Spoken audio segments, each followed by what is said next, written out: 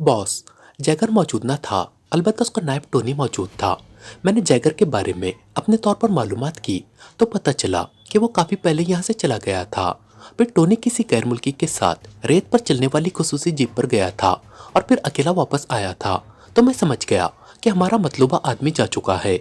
Jaeger के बारे में मालूम करके मैंने टोनी को पकड़ा और फिर जवाना और मैंने मिलकर उससे सारी बात मालूम कर ली जो मैंने आपको बताई है। ओवर, टाइगर ने कहा। टोनी से उस गैर मुल्की का ताज़ा तरीन हुलिया मालूम किया है। ओवर, इमरान ने पूछा। यस सर, ओवर, टाइगर ने जवाब दिया और फिर ओवर कहने से पहले उसने तफसील से हुलिया बता दिया। अब टोनी की क्या पोजीशन है? ओवर, इमरान ने पूछा। अभी वो जिंदा है। ओवर, टाइगर ने जवाब दिया। उसे लेकर फौरन राना हाउस पहुंच जाओ, फौरन, जिस कदर जल्द मुमकिन हो सके। मैं भी वहां पहुंच रहा हूं। ओवर एंड ऑल, इमरान ने कहा और उसके साथ ही उसने स्पेशल ट्रांसमीटर ऑफ करके जेब में डाला और रिसीवर उठाकर उसने तेजी से नंबर प्रेस करने शुरू कर दिए। नॉट्रॉन बोल रहा हूँ। राब्ता कायम होते ही दूसरी तरफ से नॉट्रॉन की आवाज सुनाई दी। X2, इमरान ने X2 के मखसूस लहजे में कहा। यस सर, हुक्म सर, दूसरी तरफ से इंतहाई मुअद्दबाना लहजे में कहा गया। काफिरिस्तान के साहिली इलाके का एक पता नोट करो, इमरान ने मखसूस लहजे में कहा और उसके साथ ही उसने टाइगर का बताया हुआ मकाम और पता दोहरा दिया। यस सर, नॉट्रॉन ने जवाब दिया। क्या तुम 1 घंटे के अंदर इस मुकाम पर पहुंच सकते हो? इमरान ने पूछा। यस सर, सिर्फ 19 घंटे का सफर है, नॉट्रॉन ने जवाब दिया। एक लॉन्च में एक गैर मुल्की जिसने कारमान नजात मेकअप किया हुआ है पहुंच रहा है, हुलिया नोट करो, इमरान ने मखसूस लहजे में कहा और उसके साथ ही टाइगर का बताया हुआ हुलिया तफसील से बता दिया। यस सर, नॉट्रॉन ने जवाब देते हुए कहा। इस हुलिये का आदमी असल में यूरोपी है और असवान की खुफिया सरकारी तंजीम डबल रेड का सुपर एजेंट है। उसका असल नाम कर्नल सोबर्स है। उसने अपनी बीवी और 2 साथियों को साथ लाकर पाकिस्तान से क्रूज मिसाइल का इंतहाई अहम फार्मूला चुराया है। उसे अगवा करके ठिकाने पर ले जाओ और उससे मालूम करो कि वो फाइल कहाँ है। अगर उसकी बीवी वो फाइल लेकर पाकिस्तान से निकल गई है तो उससे उसकी बीवी और डबल रेड के हेडक्वार्टर और चीफ के बारे में तमाम तफसीलात मालूम करके मुझे रिपोर्ट दो, इमरान ने सर्द लहजे में कहा। यस सर, दूसरी तरफ से कहा गया तो इमरान ने रिसीवर रखा और उठ खड़ा हुआ। तो आपका क्या ख्याल है कि ये कर्नल सोबर्स फाइल लेकर काफिरिस्तान के रास्ते निकल रहा है? ब्लैक जीरो ने भी उठते हुए कहा। कुछ भी हो सकता है, इसलिए हर तरफ से चेकिंग जरूरी है। मैं राना हाउस जा रहा हूँ ताकि अगर हो सके तो उस टोनी की आवाज के जरिए ट्रांसमीटर पर जैगर से राब्ता करके उसे वापस बुलाया जा सके, इमरान ने कहा। लेकिन इस तरह तो नॉट्रॉन नाकाम हो जाएगा और वो कर्नल सोबर्स भी चौंक पड़ेगा, ब्लैक जीरो ने कहा। ओह हाँ, तुम्हारी बात दुरुस्त है। ठीक है, मैं कुछ और सोचता हूँ, इमरान ने कहा और मुड़कर बैरूनी दरवाजे की तरफ बढ़ गया। थोड़ी देर बाद उसकी कार तेजी से राना हाउस की तरफ बढ़ी चली जा रही थी। फिर राना हाउस पहुंचकर अभी वो जोसेफ से बातें कर ही रहा था कि जवाना और टाइगर की कारें पहुंच गई। जोसेफ ने जाकर फाटक खोला तो दोनों कारें अंदर आकर मखसूस जगहों पर रुक गई। जवाना ने नीचे उतरकर उगबी सीट के सामने से एक बेहोश आदमी को घसीटकर बाहर निकाला और फिर उसे उठाए इमरान की तरफ बढ़ने लगा। इसमें कोई जान बची है या नहीं? इमरान ने जवाना से मुखातिब होते हुए मुस्कुराकर कहा। खासा सख्त जान है मास्टर, बहरहाल अभी जिंदा है, जवाना ने मुस्कुराते हुए जवाब दिया। इसे ब्लैक रूम में कुर्सी पर जकड़ दो, मैं आ रहा हूँ, इमरान ने कहा। उसी लम्हे टाइगर ने करीब आकर सलाम किया तो इमरान ने एक बार फिर उससे सारी तफसील मालूम की। ठीक है, अब तुम जा सकते हो, इमरान ने कहा और खुद वो ब्लैक रूम की तरफ बढ़ गया। ब्लैक रूम में जवाना ने टोनी को एक कुर्सी पर बिठाकर रॉड्स में जकड़ दिया था। इमरान उसके सामने पड़ी हुई कुर्सी पर बैठ गया। इसे होश में ले आओ, इमरान ने कहा तो जवाना ने आगे बढ़कर एक हाथ से उसका नाक और मुंह बंद कर दिया। चंद लम्हों बाद जब उसके जिस्म में हरकत के आसार नमूदार होने शुरू हो गए तो जवाना ने हाथ हटाया और फिर वापस आकर इमरान की कुर्सी के करीब खड़ा हो गया। इस दौरान जोसेफ भी टाइगर को भेजकर और फाटक बंद करके ब्लैक रूम में पहुंच गया था।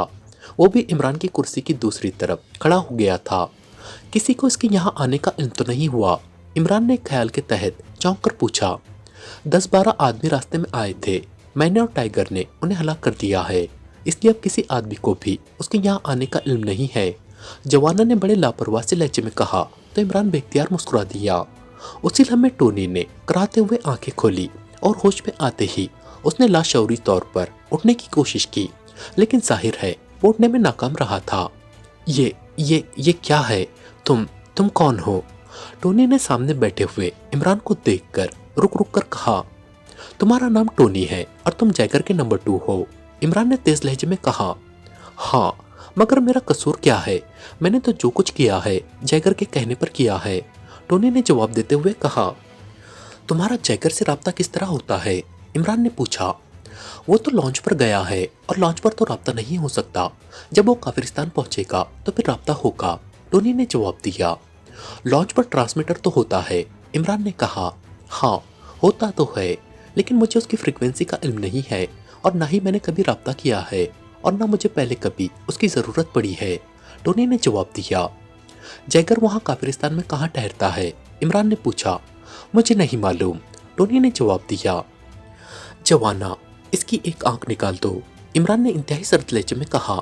यस मास्टर, जवाना ने जवाब दिया और कोट की अंदरूनी जेब से खंजर निकालकर वो बड़े जारहाना अंदाज में टोनी की तरफ बढ़ा। रुक जाओ, मैं बताता हूँ, रुक जाओ, ये इंतहाई सफाक आदमी है, रुक जाओ, टोनी ने यकलक इज़्यानी अंदाज में चीखते हुए कहा तो इमरान ने हाथ उठाकर जवाना को रोक दिया। इसके करीब रुक जाओ, इस बार ये जैसे ही झूठ बोलेगा मैं तुम्हें इशारा कर दूंगा और तुमने इसकी आंख निकाल देनी है, इमरान ने सर्द लहजे में कहा। यस मास्टर, जवाना ने कहा। मैं सच बताऊंगा, मुझे मत मारो, मैं सिर्फ जैगर का नायब हूँ, जो कुछ करता है जैगर करता है, टोनी ने इंतहाई खौफजदा लहजे में कहा। फिर जो सच है वो बता दो और ये भी बता दूं कि मुझे सच और झूठ के बारे में फौरन मालूम हो जाता है, इसलिए तुम जैसे ही झूठ बोलोगे मैं जवाना को इशारा कर दूंगा और एक झूठ पर एक आंख और दूसरे झूठ पर दूसरी आंख। बोलो, कहाँ रहता है जैगर? किस ग्रुप से इसका ताल्लुक काफिरिस्तान में है? क्या करता है वो? पूरी तफसील बताओ, इमरान ने इंतहाई सर्द लहजे में कहा। जैगर पाकिस्तान और काफिरिस्तान के दरमियान असले की बहरी स्मगलिंग का किंग है, उसके सबसे ताल्लुकात है, वो सबको भारी रकूम देता है, इसलिए उसकी लॉन्च कोई नहीं रोकता। वो हफ्ते में 2 बार माल सप्लाई करता है और 2 बार माल वहां से लाता है। इसके अलावा भी वो हर किस्म की बहरी स्मगलिंग करता है। उसने एक गैर मुल्की को खुफिया तौर पर काफिरिस्तान पहुंचाना था। उस गैर मुल्की ने उसके किसी खास आदमी की टिप दी थी। जैगर ने अपने उस खास आदमी से बात की और जब उसकी तसल्ली हो गई तो वो उस गैर मुल्की को, जिसका नाम रॉबर्ट था, खुद साथ लेकर काफिरिस्तान चला गया। टोनी ने इस तरह बोलना शुरू कर दिया जैसे टेप चल पड़ती है। वहाँ के बारे में बताओ, इमरान ने पहले से ज्यादा सख्त लहजे में कहा। काफिरिस्तान में उसका ताल्लुक महेंद्र सिंह के ग्रुप से है। महेंद्र सिंह का सबसे बड़ा अड्डा ग्रीन होटल है। ये होटल साहिल समंदर पर ही है। जैगर वहां जाकर ठहरता है और वहीं से फोन करता है, टोनी ने जवाब दिया। ठीक है, इसे ऑफ करके इसकी लाश पर की भट्टी में डाल दो, इमरान ने उठते हुए जोसेफ से कहा और उसके साथ ही वो तेजी से बैरूनी दरवाजे की तरफ बढ़ गया। उसको अपने उकब में मशीन पिस्टल की फायरिंग और टोनी की चीख की आवाज सुनाई थी, लेकिन इमरान रुके बगैर आगे बढ़ता चला गया। इमरान उस कमरे में जा बैठा जहां फोन मौजूद था। उसने रिसीवर उठाया और तेजी से नंबर प्रेस करने शुरू कर दिए। X2। राब्ता कायम होते ही दूसरी तरफ से मखसूस आवाज सुनाई थी। अली इमरान बोल रहा हूँ ताहिर, राना हाउस से। नॉटरॉन की तरफ से कोई कॉल तो नहीं आई? इमरान ने कहा। नहीं, अभी तो लॉन्च वहां पहुंची भी नहीं होगी, इस बार ताहिर ने अपनी असल आवाज में जवाब देते हुए कहा। तुम ट्रांसमीटर पर नॉटरॉन को बता दो कि जैकर का ताल्लुक वहाँ एक स्मगलर महेंद्र सिंह से है, जिसका साहिल पर ग्रीन होटल है। उसे कह दो कि वो वहाँ भी मुहासरा करा ले। मुझे हर कीमत पर यह कर्नल सोबर्स चाहिए, इमरान ने कहा। ठीक है, मैं कह देता हूँ, लेकिन उस कर्नल सोबर्स का क्या करना है? ताहिर ने पूछा। नॉटरॉन को कह दो कि उसे अपने किसी खास पॉइंट पर पहुंचाकर इत्तला दे। मैं खुद जाकर उससे पूछगुछ करूंगा।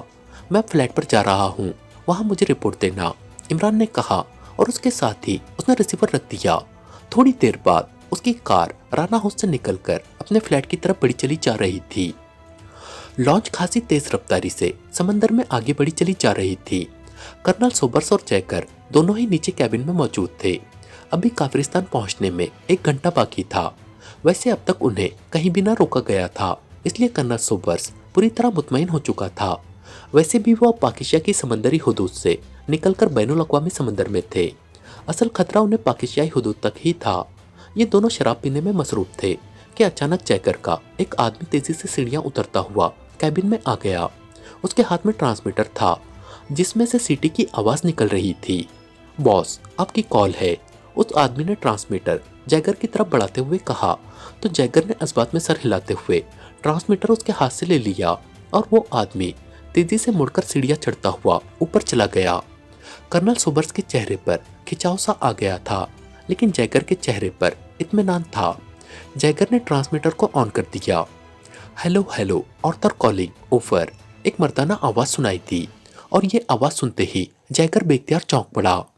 यस, जैगर बोल रहा हूँ, टोनी कहाँ है? तुमने क्यों कॉल की है? ओवर, जैगर ने तेज लहजे में कहा। टोनी को अगवा कर लिया गया है बॉस, ओवर, दूसरी तरफ से कहा गया। तो जैगर के साथ साथ कर्नल सोबर्स भी बेख्तियार उछल पड़ा। अगवा कर लिया गया है? क्या मतलब? ये क्या कह रहे हो? किसने किया है? क्यों किया है? ओवर, जैगर ने हलक के बल चीखते हुए कहा। बॉस, मैं शहर गया हुआ था, वापस आया तो मैं टोनी को रिपोर्ट देने के लिए नीचे ऑफिस में गया तो वहां से टोनी गायब था। कमरे की हालत बता रही थी कि वहां खास कशमकश हुई है और खुफिया रास्ता भी खुला हुआ था और रास्ते में मौजूद 12 आदमियों की लाशें भी पड़ी हुई मिली है। मैंने खुफिया रास्ते से बाहर जाकर जब इधर उधर से मालूमात हासिल की तो पता चला कि बॉस टोनी को ले जाने वाला शहर का मशहूर बदमाश टाइगर है। उसके साथ एक देवहिकल हबशी भी था। वो दोनों अलग-अलग कारों में थे और बॉस टाइगर को मैं अच्छी तरह जानता हूँ। उसका ताल्लुक पाकिशिया के सबसे खतरनाक आदमी अली इमरान से है और देवहिकल हबशी भी अली इमरान का आदमी है। ओवर, ऑर्थर ने तफसील बताते हुए कहा। मालूम करो कि वो उसे कहाँ ले गए हैं और फुल फोर्स इस्तेमाल करके उसे आज़ाद कराओ, चाहे इसके लिए तुम्हें आधा शहर क्यों ना तबाह करना पड़े। ओवर, जैगर ने गुस्से से चीखते हुए कहा। यस बॉस, आपके हुक्म की तामील होगी बॉस, ओवर, दूसरी तरफ से कहा गया। तो जैगर ने ओवर एंड ऑल कहकर ट्रांसमीटर ऑफ कर दिया। इसका मतलब है जैगर कि टोनी से उन्होंने मेरे बारे में सब कुछ मालूम कर लिया होगा। मेरी समझ में नहीं आ रहा कि वो तुम तक कैसे पहुंच गए, कर्नल सोबर्स ने कहा। जिस तरह भी पहुंचे हैं, बहरहाल पहुंच गए और अब इसका खमियाजा भी भुगतेंगे, जैगर ने उसी तरह गुस्सैले लहजे में कहा। वो तो भुगतेंगे, लेकिन तुमने अब ये लॉन्च पहले से तयशुदा मकाम पर नहीं ले जानी, कर्नल सोबर्स ने कहा। वो क्यों? यहाँ क्या खतरा है? जैगर ने हैरत भरे लहजे में कहा। ये लोग सीक्रेट सर्विस से ताल्लुक रखते हैं, उन्हें टोनी से सब कुछ मालूम हो गया होगा और उनके काफिरिस्तान में मौजूद आदमी वहाँ हमारे इस्तकबाल के लिए मौजूद होंगे। ये तो अच्छा हुआ कि ऑर्थर ने कॉल कर दी और हमें इल्म हो गया, वरना हम पके हुए फलों की तरह उनकी झोली में जा गिरते। कर्नल सोबर्स ने जवाब दिया। आप ठीक कह रहे हैं, बहरहाल बेफिक्र रहें, हम पहले से बिल्कुल मुतज़ाद जगह पर ड्रॉप होंगे। मैं हिदायत दे देता हूँ, जैगर ने कहा और उठकर सीढ़ियों की तरफ बढ़ गया। हैरत है, ये लोग आखिर किस तरह वहां तक पहुंच गए, कर्नल सोबर्स ने बड़बड़ाते हुए कहा। उसके साथ ही वो एक बार फिर चौंक पड़ा। उसे अचानक ख्याल आया था कि टोनी ने उसको इस हुलिया में देखा हुआ है, इसलिए उसे फौरी तौर पर मेकअप भी तब्दील कर लेना चाहिए। चुनांचे उसने एक तरफ पड़े हुए अपने बैग को घसीटकर अपने करीब किया और फिर उसे खोलकर उसमें मौजूद मेकअप बॉक्स निकालकर उसने पहले मौजूद मेकअप को वॉश किया और फिर बैग के एक खाने से एक लिफाफा निकालकर उसमें मौजूद कागजात निकालकर उन्हें सामने रखा और उसमें मौजूद तस्वीर के मुताबिक नया मेकअप करना शुरू कर दिया। जैगर नीचे आया तो कर्नल सोबर्स को मेकअप करते देखकर चौंक पड़ा। क्या हुआ, आप मेकअप कर रहे हैं? जैगर ने कहा। हाँ, क्योंकि टोनी ने मुझे इस हुलिये में देखा हुआ है, इसलिए नया मेकअप कर रहा हूँ। तुमने क्या इंतजाम किया है? कर्नल सोबर्स ने पूछा। मैंने लॉन्च का रास्ता बदलकर उसे कारोगी साहिल पर ले जाने का कह दिया है। 1 घंटा मजीद लग जाएगा, लेकिन हम मुकम्मल तौर पर महफूज रहेंगे, जैगर ने कहा। तो कर्नल सोबर्स ने इस बात में सर हिला दिया। मेकअप कर लेने के बाद उसने बॉक्स बंद किया और फिर जेब से पहले कागजात निकालकर उसने उन्हें बैग में रखा और नए कागजात अपनी जेब में रख लिए। जहां हम लॉन्च से उतरेंगे वहां से हम कहां पहुंचेंगे, कर्नल सोबर्स ने पूछा। मैंने ट्रांसमीटर पर कॉल करके महेंद्र सिंह को कह दिया है, वो जीप भिजवा देगा और हम जीप में सवार होकर साहिल पर मौजूद ग्रीन होटल पहुंच जाएंगे, जैगर ने जवाब दिया। ठीक है, कर्नल सोबर्स ने इस बात में सर हिलाया और फिर तकरीबन 2 घंटे बाद लॉन्च एक वीरान साहिल पर पहुंच गई तो जैगर और कर्नल सोबर्स दोनों नीचे उतर आए। उसी लम्हे रेत के टीले के पीछे से एक जीप तेजी से साहिल की तरफ बढ़ने लगी। जैकर चूंकि इत्मीनान भरे अंदाज में खड़ा था, इसलिए कर्नल सोबर्स भी खामोश खड़ा था। जीप उनके करीब आकर रुक गई। आइए जनाब, जैगर ने कहा और जीप की तरफ बढ़ गया। लॉन्च अब वापस खुले समंदर की तरफ जा रही थी। कर्नल सोबर्स खामोशी से जीप की उगली सीट पर बैठ गया, जबकि जैगर ड्राइवर के साथ वाली सीट पर बैठ गया और उसने ड्राइवर से मकामी जबान में बातें शुरू कर दी। जीप काफी देर तक रेत के टीलों के दरमियान चलती रही और फिर दूर से उन्हें आबाद इलाका नजर आने लग गया।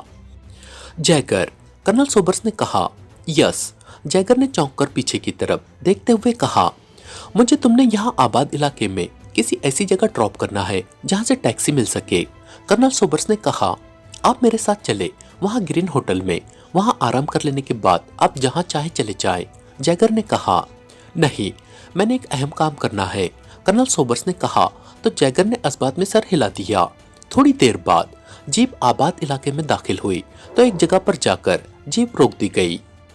यहाँ से आपको टैक्सी मिल जाएगी, जैगर ने कहा। ओके, बेहद शुक्रिया, कर्नल सोबर्स ने कहा और बैग समेत वो जीप से उतरा और तेज तेज कदम उठाता हुआ टैक्सी स्टैंड की तरफ बढ़ गया। यस सर, एक खाली टैक्सी के साथ खड़े ड्राइवर ने उसे देखकर मसरत भरे लहजे में कहा। एयरपोर्ट ले चलो, कर्नल सोबर्स ने कहा और टैक्सी का उगबी दरवाजा खोलकर वो टैक्सी में बैठ गया। टैक्सी ड्राइवर ने ड्राइविंग सीट संभाली और टैक्सी स्टार्ट करके उसने आगे बढ़ा दी। उसी लम्हे जैगर की जीप टैक्सी के करीब से गुजरी और जैगर ने जीप से हाथ निकालकर लहराया और फिर जीप आगे बढ़ गई। एयरपोर्ट पहुंचकर कर्नल सोबर्स ने टैक्सी छोड़ दी। टैक्सी ड्राइवर को किराया अदा किया और फिर बैग उठाकर वो तेजी से एयरपोर्ट की तरफ बढ़ गया। वहां जाकर जब उसने मालूमात हासिल की तो उसे बताया गया कि 1 घंटे बाद फ्लाइट एक्रीमिया जा रही है और उसमें बाकायदा सीट भी मौजूद है। तो उसने सीट रिजर्व कराई और फिर रेस्तोरां में जाकर इत्मीनान से बैठ गया। फिर 1 घंटे बाद जब फ्लाइट की रवानगी का ऐलान होने लगा तो वो उठा और डिपार्चर लॉन्च की तरफ बढ़ गया। अब उसके चेहरे पर गहरे इत्मीनान के तासुरात नुमाया थे। इमरान अपने फ्लैट में मौजूद था कि पास पड़े हुए फोन की घंटी बज उठी तो उसने हाथ बढ़ाकर रिसीवर उठा लिया। Ali Imran, MSc DSc Oxon बोल रहा हूँ, इमरान ने अपने मखसूस लहजे में कहा। ताहिर बोल रहा हूँ इमरान साहब, नॉटरॉन की कॉल आई थी। कर्नल सोबर्स निकल जाने में कामयाब हो गया है, अलबत्ता उसके बारे में उसने मजीद तफसीलात मालूम की हैं।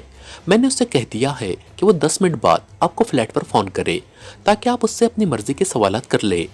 ब्लैक ज़ीरो ने अपनी असल आवाज में कहा।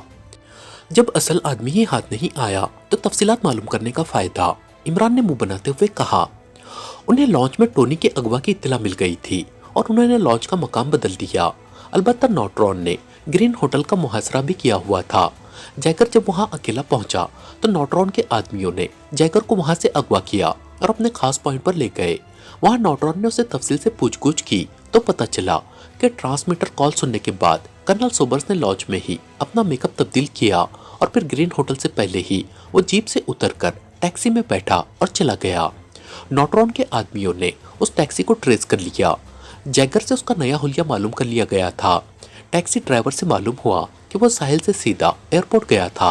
वहां से मालूम हुआ कि वो 1 घंटा बाद एक्रीमिया जाने वाली फ्लाइट पर सवार हुआ है। ब्लैक ज़ीरो ने तफसील बताते हुए कहा।